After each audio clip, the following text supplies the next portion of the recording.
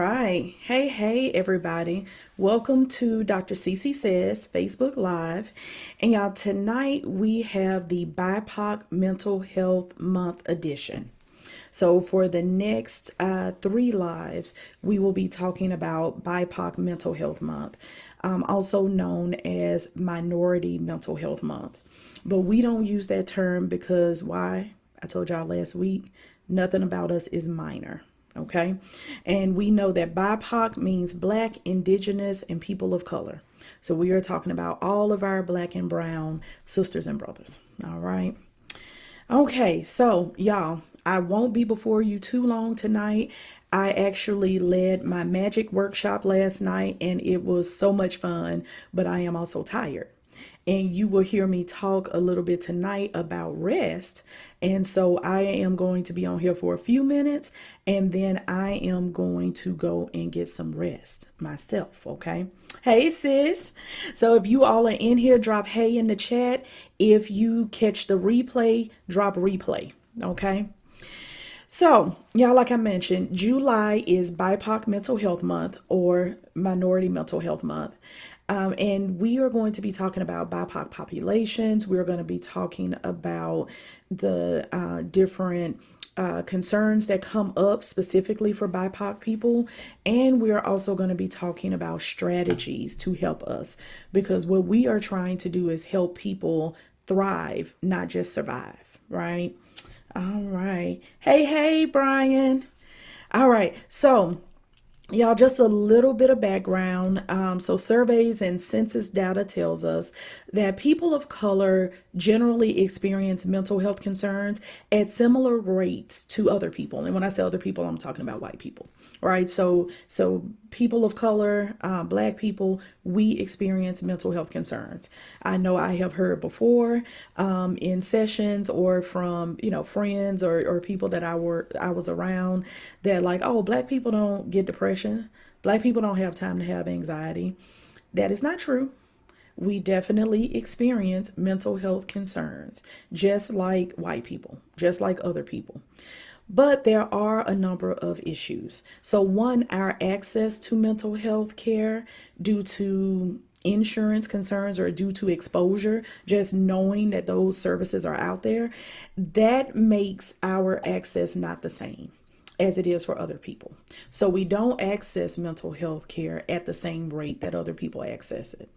Also, people of color have more stigma around mental health care and mental health issues. And a lot of times we don't trust the providers of mental health services. And that we know that comes from a long history of not being able to trust healthcare providers. So we understand why it's there. We just need to do something about it because it's not helpful for us, right?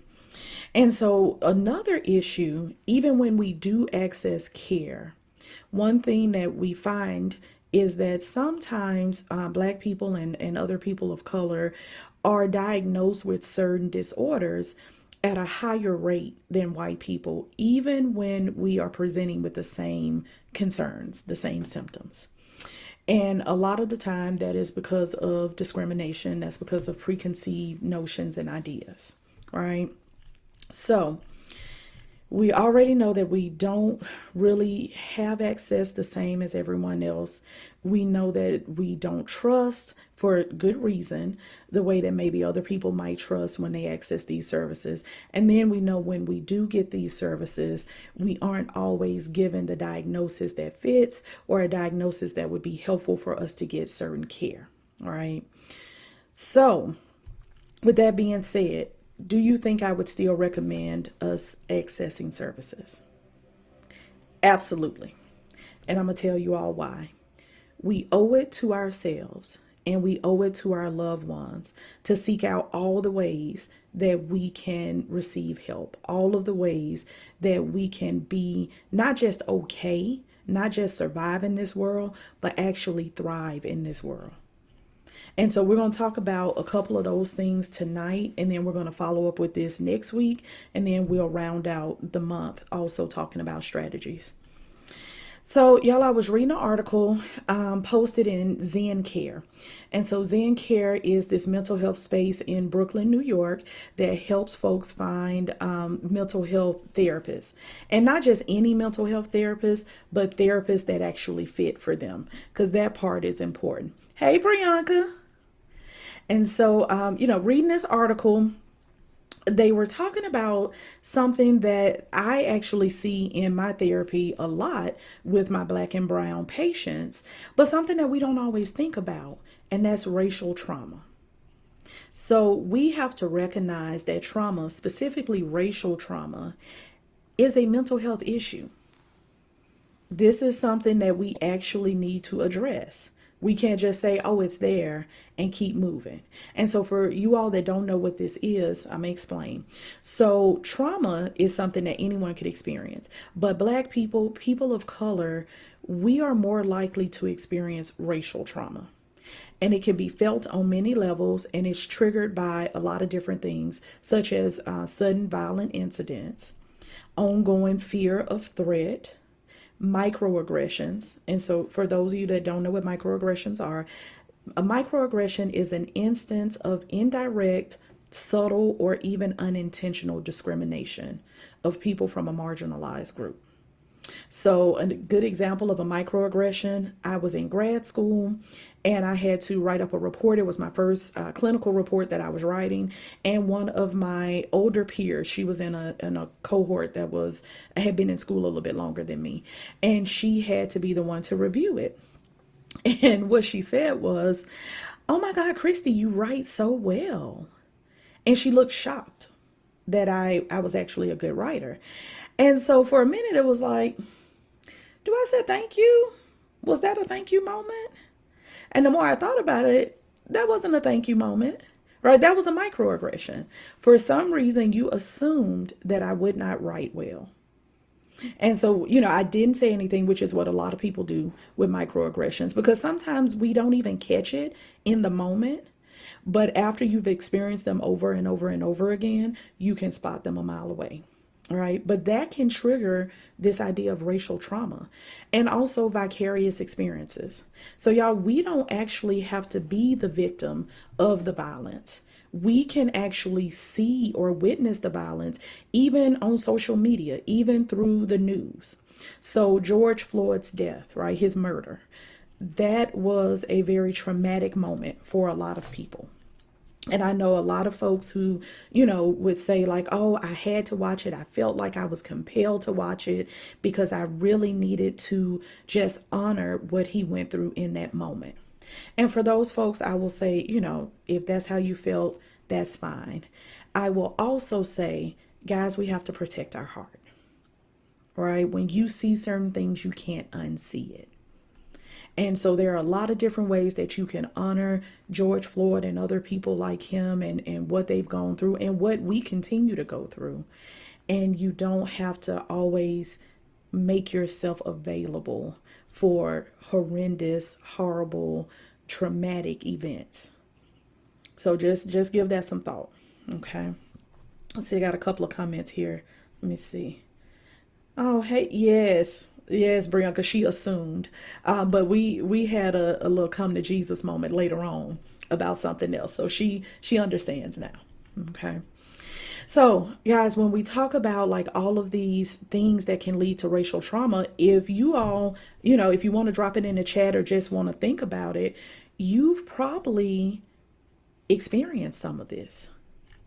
Right. And how many times do we experience stuff and we just, keep moving? We take it as a part of life. Oh, that's just something, all the police, are brutalizing black and brown men or black and brown women. That's a part of life. It might be, it's not, it shouldn't be.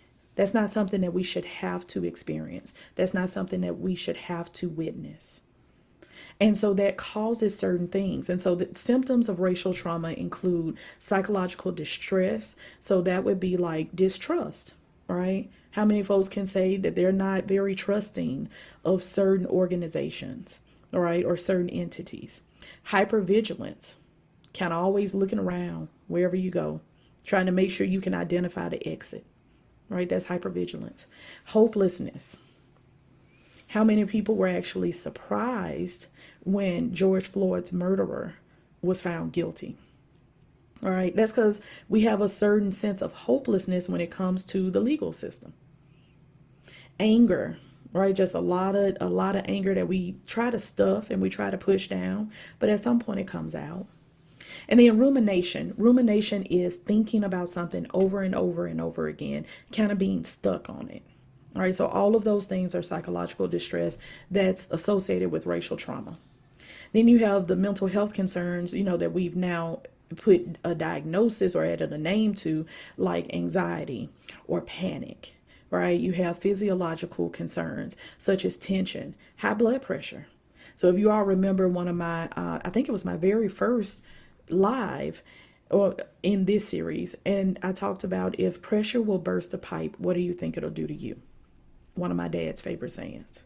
All right. That's where a lot of times high blood pressure comes from. When you find folks that are in good shape, they eat well, and they still have high blood pressure, a lot of times it's coming from stress. It's coming from their perceived sense of stress. And then you also have behavioral changes such as avoidance. Well, I'm not going to go there because I know this is going to end a certain way. Or, oh, I see a police officer sitting on that corner. Let me turn and go a different way. And then you also have people that have difficulty concentrating and difficulty focusing. Yeah. Hey, Courtney. Courtney said racial trauma encouraged me to open my eyes about my last place of employment. Yes. Yes. And we'll talk about, that in a minute. How do you manage all this stuff that's happening for you and go to work and parent your kids and be around your loved ones and have social gatherings, right? And that's why we have to recognize racial trauma as a mental health concern and then do something about it. Because a lot of us will experience these triggers and the consequences thereof, all these symptoms that I just, mentioned, and then we'll act as though it's a normal part of our life. And we'll go on about our business. And y'all, that's when we are just surviving. We are not thriving. Because this really should not be a routine part of our existence. Yeah. So once we recognize it, what are we going to do about it? Because that's where we have to go. We have to do something about it. And so that could mean seeing a mental health provider. That could mean having a good support system and making sure that you are sharing how you feel with them. That could also mean taking time for yourself and resting. And so that's the part that I really want to talk about for just a few minutes tonight. So y'all know I'm real big on self-care. And what that means for me might be different than what it means for you. The point is for you to be intentional about it and for you to figure out what's going to be a good self-care regimen for you. Okay. And so my folks that are on, drop in the chat a part of your self-care regimen. What is something that you intentionally do to take care of yourself, to kind of pour back into yourself? And the one that I want to talk about a little bit is resting. And so it seems simple to talk about rest and take care of yourself, but y'all, it's really not. We are conditioned a lot of times to go and go and go. And we ignore the signs that our mind gives us. We ignore the sign that our body is giving us. And we have to be intentional about taking care of ourselves. So for me, that includes routine appointments with my wellness team. And my wellness team is made up of my therapist, a psychologist, a chiropractor, an acupuncturist, and a masseuse. And so y'all might say, girl, that's a lot. It is a lot, but let me tell you why it's a lot. Somebody helped me see a long time ago that the work that I do, right, in psychology, in therapy, is awesome work, and it's a very taxing work. It taxes my mind and it taxes my body, really, right? Because I'm sitting, I'm just kind of in one place for a long amount of time. On top of that, I'm a Black woman in America. So the same societal concerns that affect my patients, that affect my friends, that affect my husband and my brother and my nephew, those are the same concerns that affect me. So when I'm in therapy, and it doesn't always have to be a family of color. Because a lot of times my white patients will bring in, issues about race and ways, they want to talk about how can they help, how can they contribute. And so I still have to kind of deal with that, right? And so when I'm doing that work, I'm also having to manage me. And so, Courtney, when you said, you were encouraged to open your eyes at your last place of employment, work already is taxing. When you then add in the fact that you are a part of a marginalized group and what that can mean, that makes work even more taxing. And so for me, because I am pouring out a lot, I have to then pour back into myself. And so that is why I have a therapist and a chiropractor and an acupuncturist and a masseuse that I see regularly. Now, I'm not trying to tell everybody else that you need to get all of that, you need to do all of that, right? Because I can't count anybody else's money or your time. But what I do say is you need to make sure that you are doing something intentionally. So whether that is, hanging out with friends periodically, right, on purpose, whether that is putting yourself in some type of class, whether that is having a trainer so that you are working on your physical body, whether that is cooking, whether that is like Courtney and starting your own school so that you can shape the environment to make it what you need it to be. Whatever it is that you need to do to make sure that you are pouring back into yourself, make sure you do that. Because everybody on here is not a therapist, but I bet you all hold space for somebody, at least one other person. I bet that you are taking care of somebody else in some way. So you don't have to be a therapist to be pouring out. We all pour out in some way. And even if you don't think you're pouring out, you are still constantly, if you're a person of color, you are constantly having some type of contact with those things that we talked about earlier, those things that can lead to racial trauma.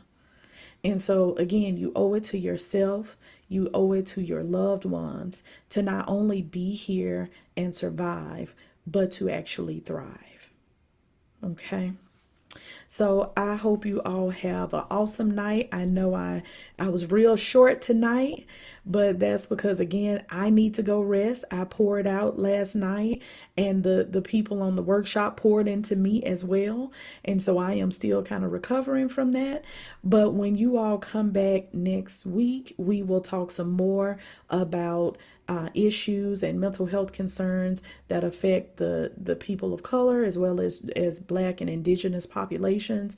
And we'll talk some more about what we can do about it. All right. So meet me back here, same time, same place next week. Until then, y'all be blessed.